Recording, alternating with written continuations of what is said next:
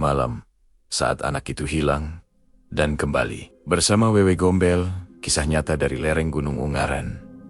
Selamat datang di channel Koridor Sunyi. Bayangkan, kamu tinggal di sebuah desa kecil di kaki Gunung Ungaran. Malam-malam di sana selalu sunyi.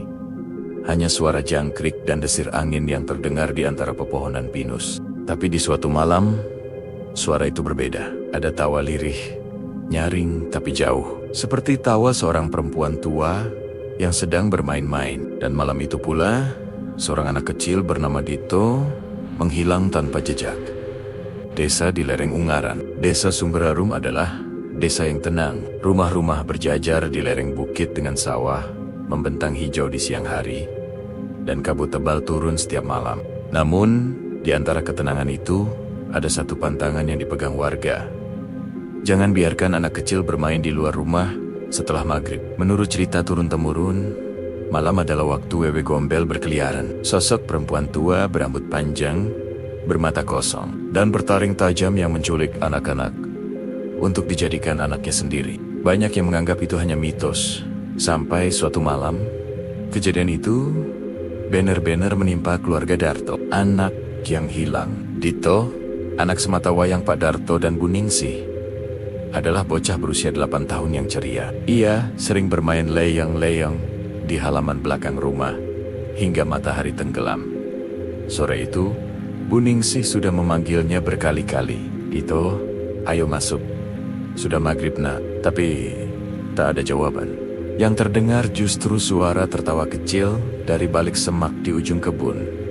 Bu Ningsih mengira Dito sedang bercanda. Namun saat ia mendekat, tak ada siapa-siapa di sana. Hanya layang-layang, anaknya tergeletak di tanah. Talinya putus. Malam itu, Dito tidak pulang. Pencarian di tengah malam. Warga desa segera berkumpul. Obor dinyalakan, doa dibacakan, dan mereka menyusuri hutan kecil di pinggir desa. Tapi semakin mereka masuk ke dalam hutan, suasana semakin aneh. Kabut turun begitu cepat, dan suara-suara aneh mulai terdengar. Suara perempuan tertawa, langkah kaki kecil yang berlari-lari, dan bisikan samar memanggil nama Dito. Pak Darto bersumpah mendengar suara anaknya memanggil dari kejauhan. "Ayah, di sini, ayah." Mereka berlari mengikuti arah suara itu. Tapi yang mereka temukan hanyalah batang pohon besar berlumut. Dengan goresan di kulit kayunya, tanda tangan kecil seperti coretan anak-anak. Ditemukan 3 hari kemudian, Dito ditemukan di pinggir sungai. Masih hidup, tapi ia tampak berbeda diam. Matanya kosong dan tubuhnya dingin seperti mayat. Ia hanya menatap ke langit, sesekali tersenyum sendiri. Saat ditanya kemana ia pergi, Dito hanya menjawab pelan. "Aku diajak ibu rambut panjang," katanya. "Aku boleh main di rumahnya yang penuh cahaya." Rumah penuh cahaya. Warga desa gemetar mendengarnya, sebab sudah lama beredar cerita bahwa Wewe Gombel tinggal di sebuah gua di punggung bukit gua yang kadang memancarkan cahaya aneh di malam hari. Gua cahaya. Suatu malam, Pak Darto bermimpi. Dalam mimpinya, Dito berdiri di depan gua yang berkilau, memanggilnya dengan wajah sendu. Keesokan paginya, dia memutuskan pergi ke sana bersama beberapa warga dan seorang dukun tua, Mbah Wono. Perjalanan mereka berat. Semakin dekat ke gua, semakin tebal kabutnya. Dan ketika mereka tiba di depan pintu gua, udara seolah berhenti. Ada aroma anyir bercampur wangi bunga Kamboja. Mbah Wono berkata lirih, kalau benar dia sudah bertemu Wewe Gombel, kita tidak bisa memaksanya kembali. Harus dipanggil dengan doa dan hati yang ikhlas. Suara dari dalam gua. Dari dalam gua terdengar suara nyanyian pelan suara perempuan dengan nada lembut, seperti menidurkan anak. Pak Darto menangis. Yakin itu suara makhluk yang menculik anaknya. Tanpa pikir panjang, ia berlari masuk. Tapi di dalam, bukan Dito yang ia temukan, melainkan boneka jerami berpakaian anak kecil dengan wajah dilukis kasar dari arang. Dan di dinding gua tertulis dengan darah, "Dia sudah kuambil karena kau tidak menjaganya." Pak Darto pingsan di tempat. Bayangan di rumah. Sejak hari itu, Dito mulai berubah. Ia sering berbicara sendiri, tertawa di tengah malam, dan beberapa kali memanggil ibu rambut panjang.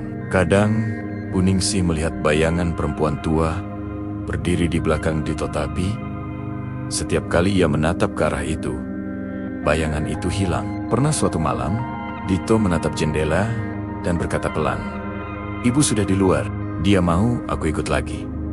Dan benar saja malam itu pintu belakang terbuka sendiri. Angin dingin masuk membawa aroma bunga Kamboja yang kuat.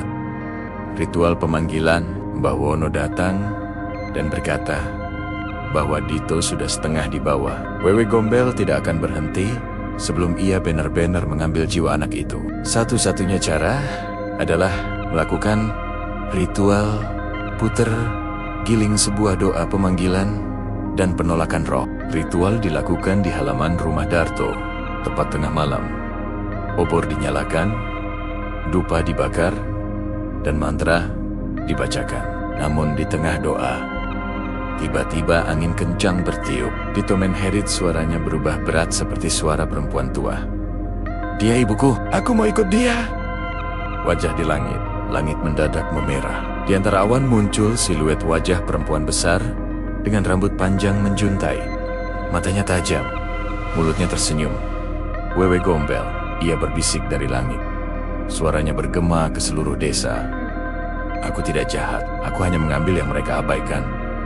Setelah kata itu terdengar, tubuh Dito kejang, lalu pingsan. Ketika sadar, ia menangis keras dan memeluk ibunya. Mbah Wono berkata lirih, "Dia sudah kembali, tapi jangan pernah biarkan dia sendiri lagi. Wewe Gombel akan selalu mengawasi." Akhir yang tidak pernah tenang. 2 bulan berlalu, Dito mulai pulih, tapi masih sering berbicara pada udara kosong. Suatu malam, Bu Ningsih terbangun karena mendengar suara lembut di telinga.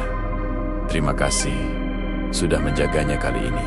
Ketika ia menoleh, di luar jendela tampak sosok perempuan tua berambut panjang berdiri di bawah pohon mangga, tersenyum, lalu menghilang bersama kabut pagi. Dan sejak malam itu, setiap kali kabut turun di desa Sumbrarum, selalu terdengar suara nyanyian halus lagu Nina Bobo yang hanya bisa didengar oleh anak-anak. Hingga kini, warga desa Sumbrarum masih percaya Wewe Gombel bukanlah makhluk jahat. Ia hanya roh yang kehilangan anak, mencari kasih sayang yang tak pernah ia dapatkan semasa hidupnya. Namun satu hal yang pasti, jangan pernah biarkan anak kecil bermain di luar setelah maghrib. Karena saat itu, Wewe Gombel sedang mencari anak untuk diajak pulang.